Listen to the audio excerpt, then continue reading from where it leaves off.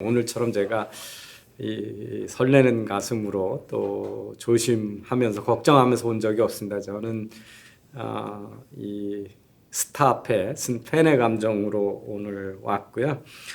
제가 한국에서 만들어진 수많은 책이나 컨텐츠 중에 저한테 가장 지적 충격을 줬던 거는 아마 이 교수님의 그 환상의 나라 동영상을 통해서입니다. 저는 공대를 나왔고 경영대 있고 미국에서 또 카이스트 학생들도 있고 영어로 논문 쓰는 거만 헉헉거리고 살고 한국 역사에 별 관심도 없었고 잘 알지도 못하고 있었는데 우리가 얼마나 거짓에 기반한 또는 잘못된 환상 속에 살고 있는가. 특히 독도의 떠도는 섬이라든지 최근에 내신 그 호수는 어디에 있는가라는 거, 그 다음에 세종대왕이 성군이었는가, 그리고 일제의 그 강점기가 과연 북방계통의 약탈적인 저거였냐, 정주영 식민지였냐, 이런 우리가 생각하지 제가 못했던 그 많은 이야기들이 엄청 충격이었고요. 이 대중이 거부하는 소수 의견을 거침없이 내는 게 얼마나 힘든 건가 하는 거를 저 또한 짧은 시간에 이렇게 경험하면서 교수님의 그 평생 이렇게 하나의 큰 계를 이룬다 그럴까요? 가를 이룬다는 정도의 축적된 학문적 성과를 바탕으로 지금 대중들에게 깨우침을 주고 계셔서 저는 지적 충격을 받았고, 그래서 오늘 아주 존경에 맞지 않는 교수님을 모시게 됐습니다. 교수님 쉬운 질문부터 드리면, 저도 이제 그 정년이 한 4년밖에 안 남았거든요. 교수님 2017년에 은퇴를 하셨는데요. 예. 학교 안에서 제한된 울타리 안에서 청년들을 가르쳤다면 지금 그 이후로도 이승만 학당 교장 선생님을 하시면서 또 얼마 전까지 낙성대 연구소를 경제연구소를 이사장을 하시면서 국민 교육을 시키고 계시지만 정년 퇴임 전하고하고 달라지신 게 있나요? 아니면 어떻게 은퇴하신 정년 퇴임하시니까 더 좋은지, 저도 4년 남은 동안 어떻게 정년 퇴임하시면은 굉장히 인생을 허무해하고 어떻게 살아야 될지 잘 적응을 못하는 분들도 있다고 그러는데, 저 같은 경우에는 좀 일종의 해방감을 느꼈습니다. 정해진 시간에 강의를 안 해도 되니까. 또 정년하기 마지막 한 3, 4년은 이 학생들의 시험을 치르고 답안을 채점하는데 굉장히 고통스럽더라고요. 근데 그런 걸부터 해방되고 자기 하고 싶은 일을 하고 싶은 시간에 하게 되니까 저는 오히려 정년 이후를 만끽하고, 너무 만끽하다 보니까 작년에 좀 건강상 위기도 오고 했습니다만 좋습니다. 이 교수님도 정년하시면 아마 마찬가지가 아닐까 싶습니다. 예, 저는 정년이 4년 남았는데 박사정 학생들이 주렁주렁 달려가지고요. 예. 정년 때까지 졸업을 시켜야 돼서 저도 이제 교수님 말씀드리니까 좀 희망이 생긴 것 같습니다. 저는 이제 교수님의 커리어를 언론이나 월간조선인가요? 거기 이제 은퇴하실 때 대담 이런 기사를 보면서 참 특이하시다 이런 생각을 많이 했는데, 보면 이제 학창 시절이 유신 독재 시절에 가장 한창이던 시절에 했고, 저는 제가 79학번이어가지고 그 서울의 봄 직전에 유신이 이제 그 박정희 대통령이 시해당하던 해에 그에 입학을 했었는데요. 그 당시에 다들 청년들이 이제 고민하고 소위 민주화 활동, 학생운동 이런 거 했었는데, 교수님도 이제 그때 학생운동하고 노동운동 하시고, 그리고 제적도 당하시고 군대 갔다 오시고 다시 복학을 하시고 그랬는데, 그 당시에 그런 활동을 했던 분들이 다 유명한 정치인들이지 않습니까? 지금 김문수 지사를 비롯해서 지도를 해주셨다는 김근태 의원도 그러시고 다 그러시는데, 아니면 서울대 경제학과의 에리트들은 유학을 가서 예, 예. 옛날 경제기획원의 고위 관료로 이렇게 국가 경제를 이끌어 간다라고 하는 그런 엘리트 코스를 가셨는데 특이하게 그 정치 학생운동을 하시다가 정치권으로도 안 가시고 예. 또 그 경제기획원을 가고 싶어하는 그런 경제학을 하시지 않은 그런데 이런 선택을 하시는데 이렇게 들어오시면 뭐 아주 어릴 때부터 이렇게 지적 호기심이 많으셨던 것 같아요. 어떻게 해서 이런 선택을 하시게 됐는지. 어쨌든 그 대학에 들어와 가지고 저는 굉장히 실망을 했습니다.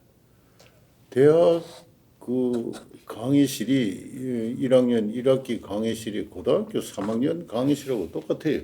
뭐 영어는 뭐 영문학 교수님이 오시고 교양학부에 와서 뭐 줄줄 읽고 해석하고 나가고 그래서 도대체 뭐 이게 무슨 대학인가 이러고 있는데 어느 날 이제 그 이론경제학회라는 그 학회 선배들이 와서 회원을 모집하길래 처음 들어가 보자 아무 생각 없이 들어갔어요. 들어갔더니 거기 대학이 있는 거예요.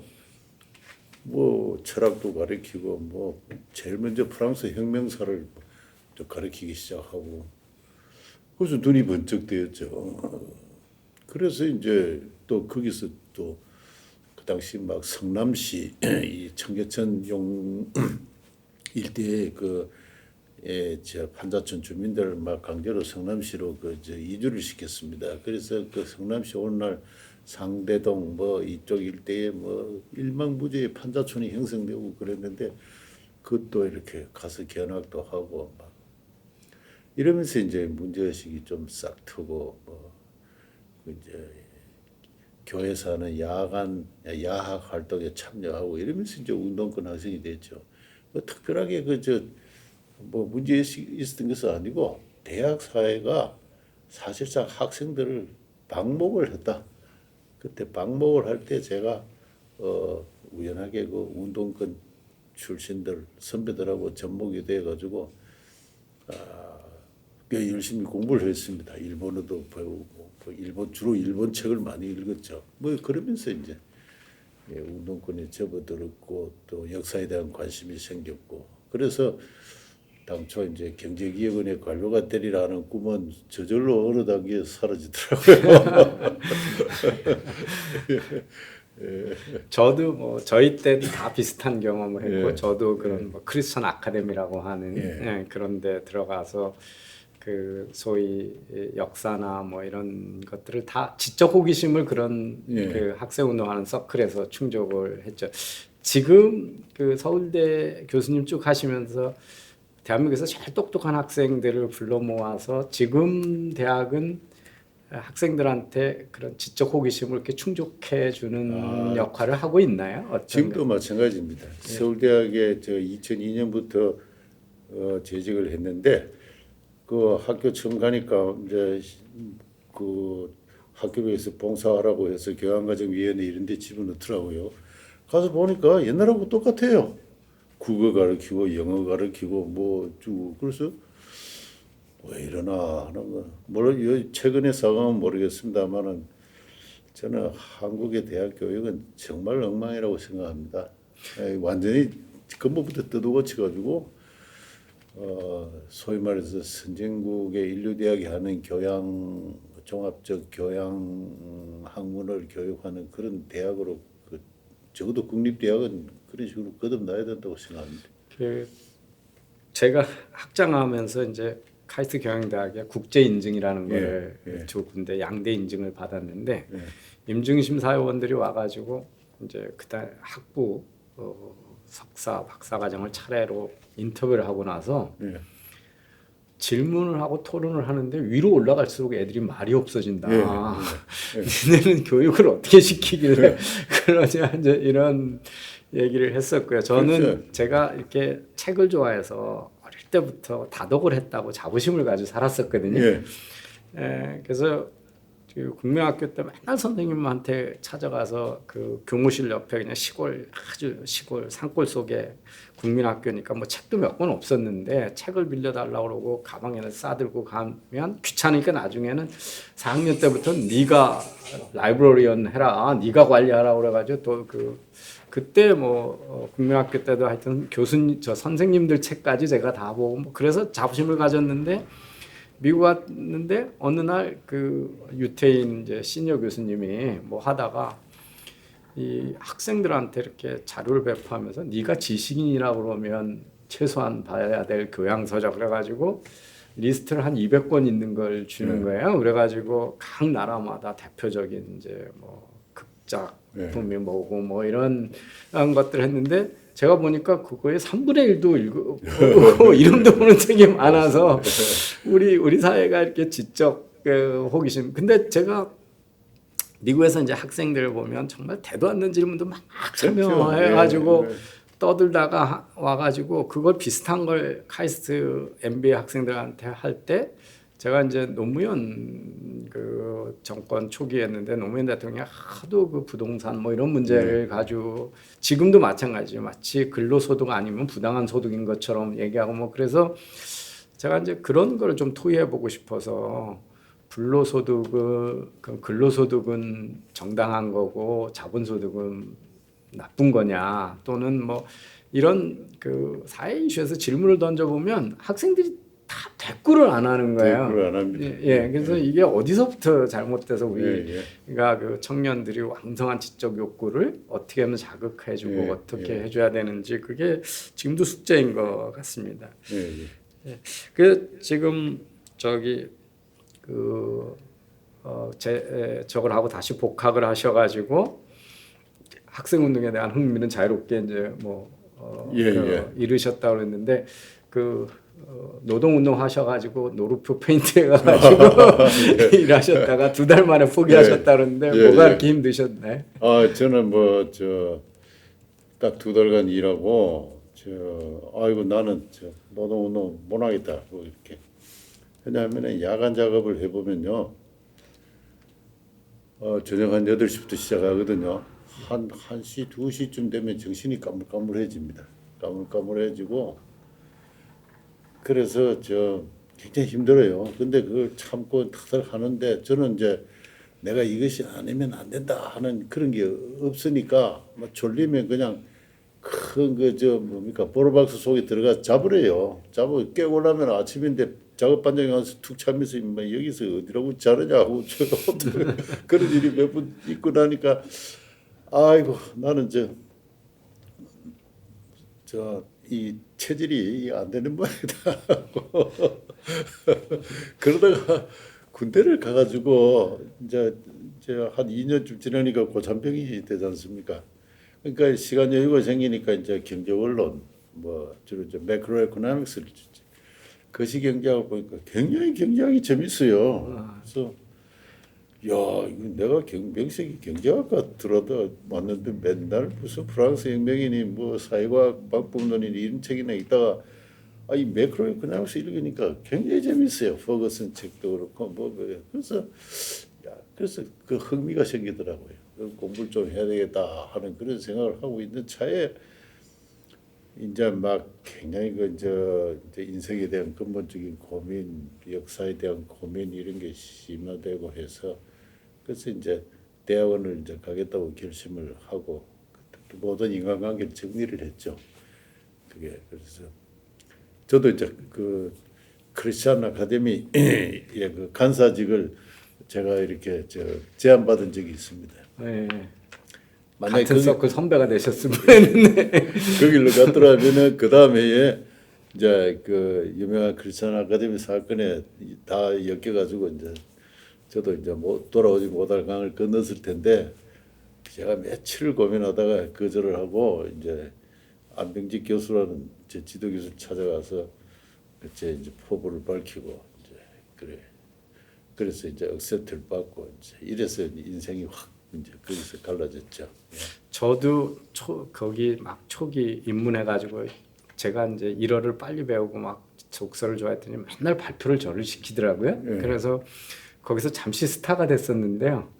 그 박정희 대통령 돌아가시고 12.12 사태 나고 휴교령 돼가지고 학교 못 오게 하고 시골 가가지고 거의 1년 서울대인데 수업 안 듣고 그냥 한 해 그냥 학점 받던 그 단절이 일어나면서 제가 관계 정리를 했는데 아까 그 판자촌 많이 생기고 뭐 이런 거를 보면서 저희 때 이제 많이 볼 수 있었던 모습이고 그래서 그 난장이가 쏘아올린 자궁공 그런 것들이 이제 판자촌. 그러니까 저는 우리나라의 그 문학이라고 하는 거 이런 것들이 청년들한테 감수성 있게 전달은 하지만 그런 것들이 상당히 위험한 또 그렇죠. 모습이 있는 것 같아요. 교수님 많이 말씀하시는 그 조정래 소설 같은 것도 그렇고요. 이게 이게 보면 그 다른 그 남미나 이런 나라처럼 우리가 산업화를 하고 그러면서 무슨 서울의 슬럼화가 돼 있거나 부자 동네 가난한 동네가 구분되는 거 없이 이렇게 하고 그랬는데 그 순간에 봤을 때는 농촌에서 도시에 와가지고 살기 힘든 사람 모습만 보면 이게 뭔가 그 농경사에서 산업사회로 전환되는 과정이 잘못된 거. 이게 그 거의 뭐 일본이 공해산업 불러가지고 우리나라 그 아주 순진한 그 불쌍한 누이들 다 착취하고 뭐 이런 아주 민간적인 모습으로 그려지고 저희들도 그거에 다 이렇게 분노하고 뭐 그렇게 만들어서 그 필수 서적 중에 하나가 이제 난장이가 쏘아올린 자궁공이었는데 그래서 어떤 경제가 트랜지션이 일어나면 항상 이렇게 조금 고통스러운 모습이 있잖아요. 그걸 너무 과대 포장을 하게 되고 그러면 되게 지적 위험한 결론에 도달하는 것 같은데. 그 당시 그 대학의 선배들뿐만 아니라 대학 교수님들 중에서도 한국 경제가 이런 식으로 경제 개발해서는 파탄이 불가피하다. 이런 식으로 강의를 하는 분이 꽤 있었습니다. 그래서 또 그런 영향을 받고 그렇게 했죠. 그래서 그런 상황을 좀 더 거시적으로 비교 사측 관점에서 이렇게 조망을 하고 한국이 지금 어떤 상황에 있다는 것을 객관적으로 위치 설정을 해주고 할 그런 그 대학의 지성이 매우 빈약했던 것 같습니다. 그래서 그런 면에서 이렇게 우리가 매일 보는 뭐 요새 LH 저기 사건도 그렇고 이런 것들은 아주 데일리로 나타난 수많은 노이즈인데 한 발짝 이렇게 떨어져서 길게 뭐 몇백 년 또는 몇천 년 또는 경제의 어떤 패러다임이 전환되는 모습들 이렇게 보면서 좀 이렇게 거대사적으로나 아니면 조금 통사적으로 보는 시각 이런 것들이 그 이렇게 그 앱스트랙트하게 생각하고 그 개념하고 이런 지적 훈련들이 되게 필요한 것 같은데 전부 보면 최근도 흥분하는 거 보면 뭐 조국 사태 이런 것도 상징하는 바가 많지만 그런 작은 사건에 해놓고 남비처럼 막 해놨다가 그 잊혀지고 뭐 이런 거 보면 그러면서도 그 기저를 흐르는 거에 대한 담론에 대한 논쟁은 거의 없잖아요. 이제 그런 지적 훈련이 우리 사회가 엄청 빈약해서 그런 건데. 그러니까 그런 건 요사의 관점에서 보면은 당시에 뭐 국내 지식인뿐만 아니고 국제적으로도 이 후진국의 경제 발전에 대해서는 상당히 또 비관적인 어떤 논조가 그 일종의 그 저 막시즘이나 마오이즘의 영향을 받은 게 국제적으로도 상당히 영향력 있게 그 저 득세했던 그런 시대고 해서 좀 불가피한 측면이 있었던 것 같습니다. 근데 이 자유주의적 어떤 지적 전통이 없었던 거죠. 없었던 것이고 대학 사회라는 게 그저 수입 과학이거나 미국에서 그냥 제 같은 경우 경제학을 수입해서 그냥 가르치거나 아니면 그것을 비판하는 이제 민족주의, 즉 담론, 언설이 횡행하던 그런 시절이었던 것 같습니다. 그래서 예를 들어서 박정희 대통령의 10월 유신 중화공업화에 대해서 그렇게 저 대학 사회가 흥분하고 저희 그 상과대학 교수님 가운데는 강의를 하다 말고 막 중화공업화 이야기가 나오면은 막 칠판에 글을 쓰다 말고 막 저 분필을 공중에 던지고 하는 그런 교수님들도 계셨어요. 나라 망하게 생겼다고. 근데 지금 와서 보면은 다 거짓말이었죠. 예, 알거든요. 그 안병직 교수님 강의가 좋아서 그 예. 경제사를 공부하시게 됐고 또 한국 경제사를 하시려면 한문을 알아야 예, 되니까 예. 서당을 가시라고 그래서 예. 그 충고를 해주셔가지고 서당을 다니시고 사서능경을 다 뭐 단기간에 외우시고 그러면서 준비를 하셨다 그러는데 이런 거 보면 이제 살아가면서 좋은 스승, 그 반드시 교수거나 뭐 예. 선생님일 필요는 없잖아요, 이제 예, 좋은 스승을 만나는 거 이런 것들이 쉽게 이제 우리 저 토정비결 얘기를 하면 귀인을 만나는 건데요. 그런 행운이 있으면 이제 되게 좋은 건데 저는 미국에서 그 박사과정 때 지도 교수님 그 다음에 제가 애리조나 갔을 때 옆에 버넌 스미스하고 고든 툴락이 동료 교수로 계셨거든요. 예. 그래가지고 근데 그 고든 툴락이 이제 뭐 렌트 시키는 이런 아시아 쪽 경제 일찍부터 천재셨고 그랬더니 저를 그렇게 기호하셔가지고 저는 경제학과도 아닌데 제가 이제 경제학하고 경영학 중간사에서 왔다 갔다 하니까 불러놓고 얘기를 하면서 거기서 어마어마한 지적 자극을 한 4년 동안 받아서 일주일에 한 두세 번씩 점심을 같이 먹으면서 제 얘기 듣고 싶어 하시고 그랬거든요. 지적 호기심이 워낙 많은 분이어가지고 예.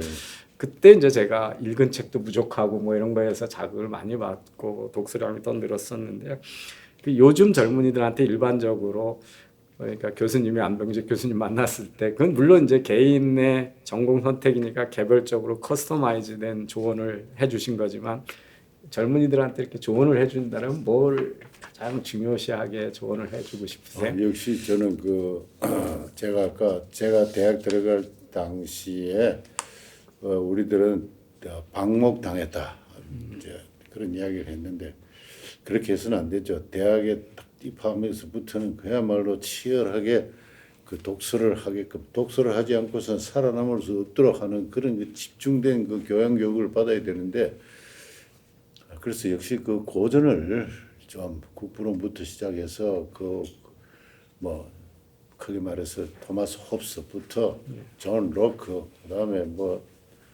아담 스미스 뭐 칸터 뭐 이리 쭉 연결되는 어떤 그 근대 그 계몽주의 또는 고전 경제학의 기본 철학을 좀 공부를 좀 해야 됩니다. 해야 되는데 저는 그 세계를 몰랐어요.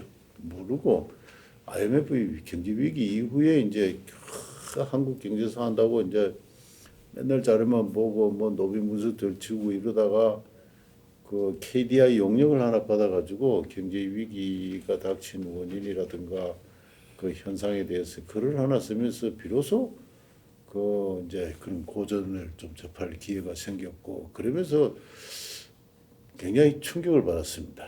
예, 그래서 이 근대의 철인들이 개척한 새로운 사회라는 게 어떠한 것이었던가. 그래서 이제 확 전환이 이제 제 나름대로 이제 더 본격적으로 이제 수행을 하게 됐고 그런데 그래서 꼭 그 대학에 들어가서 그 초기 1, 2, 3년 좀 시간적인 여유가 있을 때 좀 그 고전들을 좀 다 읽어야 된다. 예.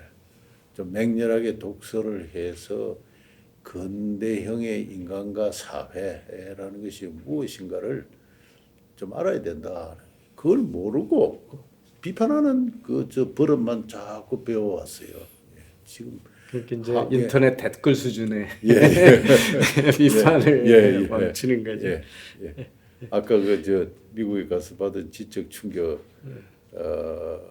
그 비슷한 것을 저도 경험을 했습니다. 그래서 막 그때부터 열심히 뭐 제 나름대로 고전을 또 많이 찾아 읽었죠. 뭐 그런데 뭐 나이가 한참 들어서라기보다도 20대 초반에 왕성한 어떤 지적 소화력이 있을 때 아마 적어도 한 200권 정도의 그 고전은 읽어야 된다고 생각합니다.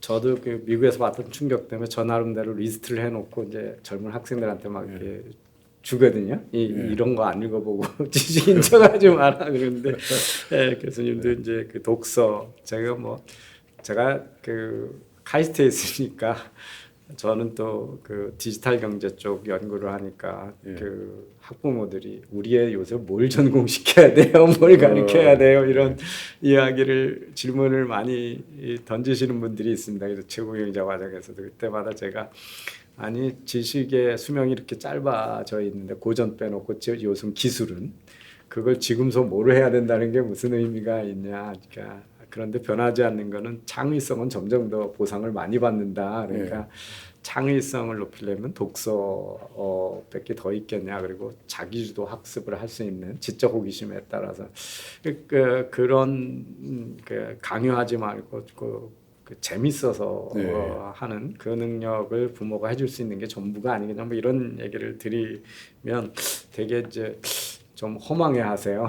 저한테 정답을 해주길 기대했는데 일반적인 얘기를 하는데, 근데 이 사실은 학계나 사회적 관심이 아주 적은 한국 경제사를 선택하시게 된 거는 그 이전에 이제 어떤 그 안병직 교수님의 영향도 있으실 거고 그 한국 사회를 미국의 반식민지 내지는 일제 청산 봉건주의가 청산되지 않은 반봉건주의로 보는 그런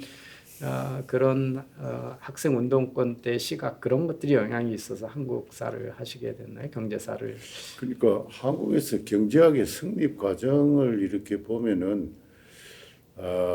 주로 이제 뭐 물론 계몽기부터 그 1900년대부터 그런 그 근대 경제학에 대한 어떤 정보가 들어옵니다만은 한국인들에 의한 경제학 연구는 경제사로 출발했습니다.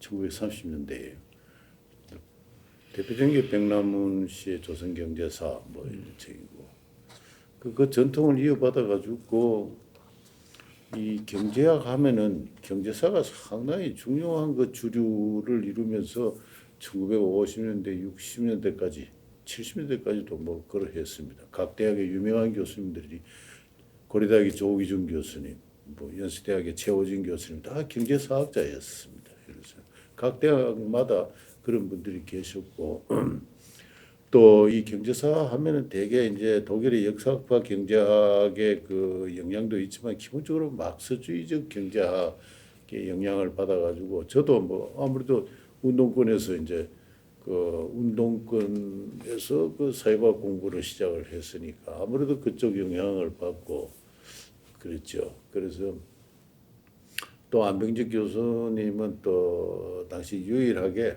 나중에 자기 인생을 회고하면서 한국에서 자생한 어떤 그 마오이스트 그룹, 사회주의자 그룹의 리더로서 역할을 하신 분이고 하니까 그렇게 이제 일치가 된 거죠.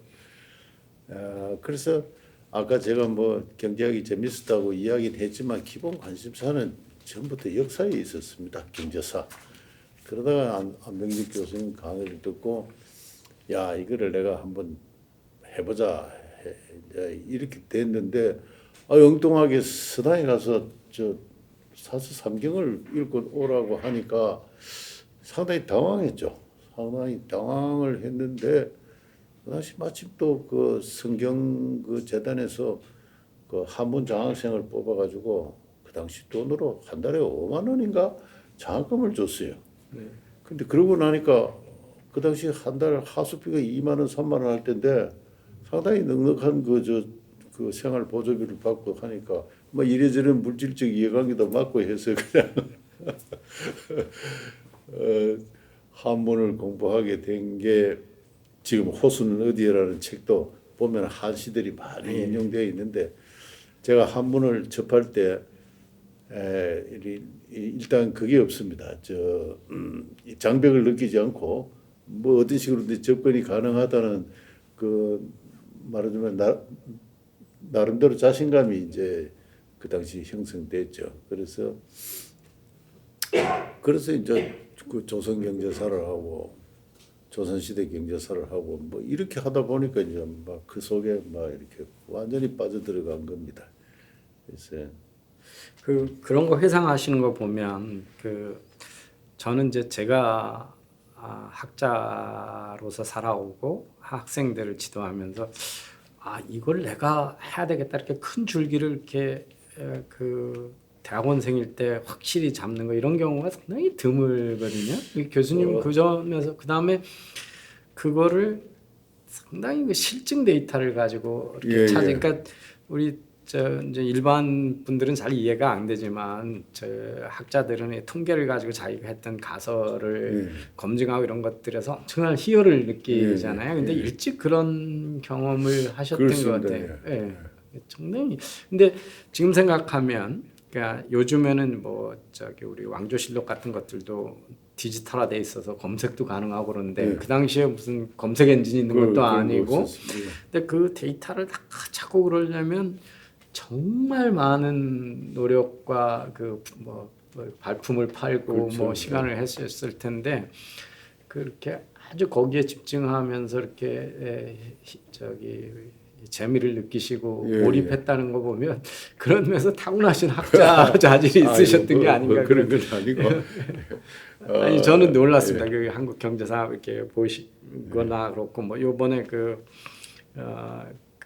호순 어디에 있나도 보면 벽골제 이런 거 이렇게 추적해 가시는 거 보면 이거 어떻게 다 추적을 하셨을까 이게 지금도 그 고전은 검색이 가능하지 않잖아요. 일반인들은 한자도 모르지만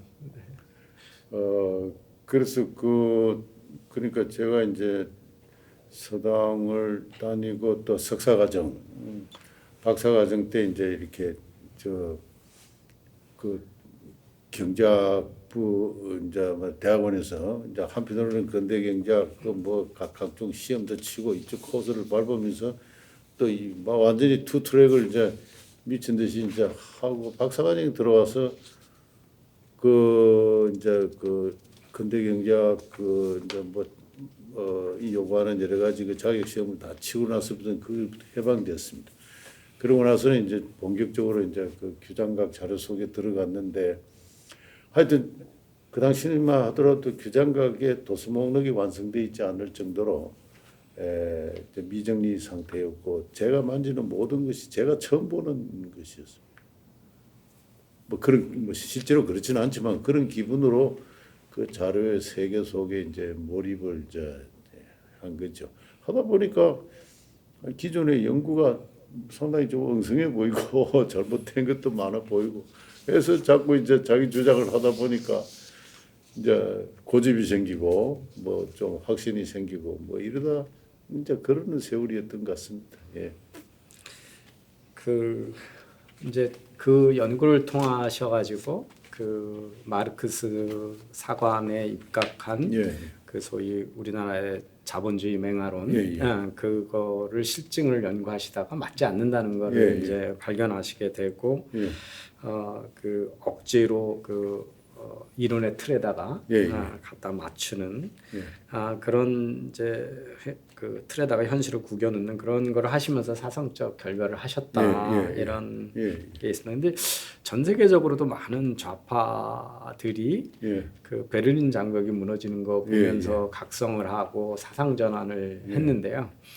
그 많은 우리나라의 많은 지금의 좌파 진보 세력이라고 얘기하는 분들은 그런 변화에 대해서 이렇게 지적 성찰이나 성숙이 이루어진 것 같지 않은 것 같은 이야기들을 아직도 계속을 하는데 이런 그 지적 성숙이나 자아 성찰 능력이나 이런 게 결핍되는 이유가 그거는 모르겠어요. 현실적인 이해 때문인지 정치적인 이해 때문인지 우리 사회 지적 사회 결핍인지 뭐 때문에 이런지는 잘 모르겠습니다. 그러니까 지식인들이 정직하지 않죠. 정직하지 않고 아주 정직한 지식인들은 예를 들어서 동구 사회가 무너질 때 자기 내면도 붕괴를 하고 심지어는 뭐 자살도 하고 그렇게 합니다만은 또 자기 전향을 선언하고 하는 그런 사람도 있지만 한국의 좌파 지식인들은 그걸 그냥 이렇게 적당히 한국 현실하고 융합시켜가지고 타협을 해서 정당화시키고 그런 식으로 해서 중도 반단의 입장에서 그렇게 인생을 살아온 것 같습니다. 그러니까 말하자면 위선이 체제화하고 그랬던 것 같습니다. 그래서 아주 그 정직한 지식인들은 그 과정에서 살아남지 못하고 많이 좌절하고 죽고 그랬죠. 그러나 이 잘 연명한 좌파 지식인들은 철저하게 위선적이 된 것 같습니다. 예. 이제 지금 그 경제사를 하시다가 예. 한국 경제 전체 사관의 문제에 도전을 하고 계신 거잖아요. 그렇습니다. 그래서 그 소위 이제 주체 사관이라고 할까 예. 민족 사관이라는 것들이 뭐 우선 그 종족주의적인 사관이니까요. 예. 그런데 그래서 특히 이제 식민지 역사에 대해서 그런 거에 대한 도전을 되게 거칠게 하신 건데 예. 그러면 이제 한국의 그런 역사를 주장했던 분들이 자기네가 평생 주장했던 거에 대한 정면 도전을 받은 거잖아요. 예. 그런데 왜 그렇게 토론에 나서지 않는지 그렇죠.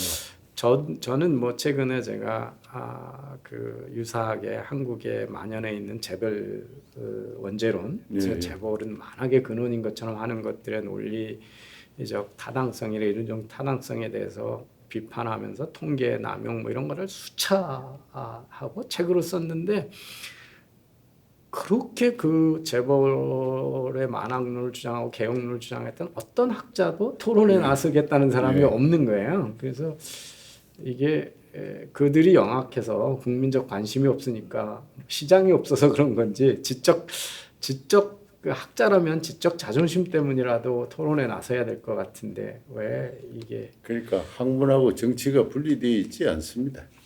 예. 이 모든 분야에서 다 마찬가지인데요. 예. 학문과 정치가 분리되어 가지고 정치로부터 자유로운 학문 사회가 성립해야 되는데 조선 왕조 때 그런 전통이 없었고 그러한 전통의 결례로 해서 해방 이후에 지금 겨우 이제 대학이 생긴 지 70년인데 아직까지 그런 전통은 성숙해 있지 않습니다. 그래서 무슨 이야기를 해도 우선 정치적으로 받아들입니다. 내 편이냐 내 편이냐. 그리고 내 편이 아니면은 일단 자기가 세력이 강하면은 무시하죠. 완전히 무시 전략입니다. 저는 92년도부터 이른바 국사학자들로부터 아웃사이더로 취급되어 왔습니다. 그래도 뭐 죽지 않고 지금까지 살아남아 있는데 한 번은 학교에 정시복고 그저 산책을 하는데 쓰레기통에 뭐 제 이름 같은 게 있는 것 같아요. 그래서 뭔가 봤더니 제가 무슨 주장을 한 것을 둘러싸고 바로 어제 옆 건물에서 무슨 토론회가 있었어요. 근데 저는 초청되지 않죠. 저를 비판하려는 사람들끼리 모여서 토론회가 아니라 성토를 한 거죠. 그러면서 며칠 뒤에 어떤 친구, 이제 안면에 있는 친구를 만나니까 우리는 앞으로 선배님 이야기를 무시하기로 듣지 않기로 결정을 했습니다. 그러더라고요.